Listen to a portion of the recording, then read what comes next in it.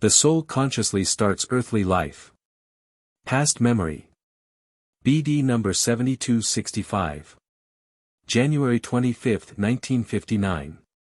Prior to your embodiment as a human being, your destiny of life was presented to you and you entered this final embodiment in full realization of what will happen to you in earthly life, because the final goal you would be able to reach was simultaneously obvious to you and because it was your own free will to release yourselves from the final form through this earthly progress.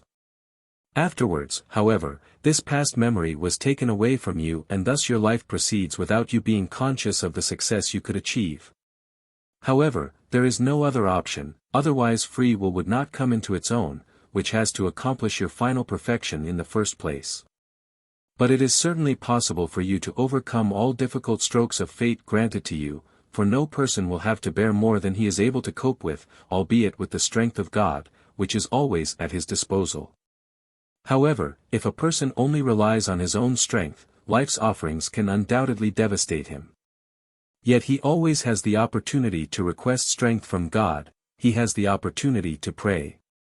But this presupposes his belief in a God and Father of eternity, otherwise the person would never call upon a God for strength and help. Yet every person who still lacks faith can find it if he reflects on his life, his destiny, and everything that surrounds him.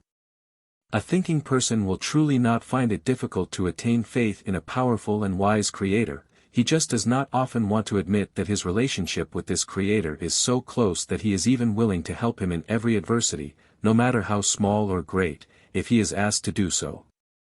Such people lack belief in the correlation between the Creator and his living creation, thus a God of love is barely credible to them. Consequently, they keep themselves distant from the one who, however, wants to be called upon by his creatures so that they prove their bond with him. For this reason people will time and again be afflicted by strokes of fate which are not only intended to make the affected people themselves but also their fellow human beings think about their attitude towards a God and Creator, who also wants to be the Father of his children to whom he gave life. With God's strength every individual human being is capable of overcoming even the most severe strokes of fate. And he also agreed to this before his embodiment as a human being, for he was not placed into this or that embodiment against his will, he voluntarily started his earthly path with the view of complete liberation from every form and also with the firm confidence that he will master life in the right way. But as a human being he often fails and the challenges often seem insurmountable to him as long as he does not avail himself of help by his God and Creator, whom he must acknowledge without fail if his earthly progress is not to be in vain, without any success for his soul. This is why the first and most important requirement is the belief in a God who is love, wisdom and omnipotence in himself. And in order to gain this faith the human being must first kindle love within himself.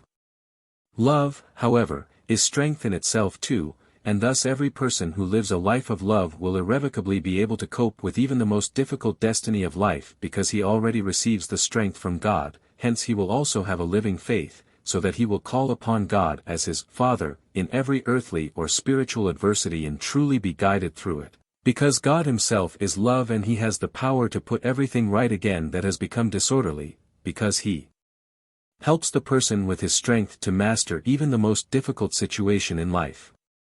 And he will always be prepared to be of assistance to him in every adversity. Amen.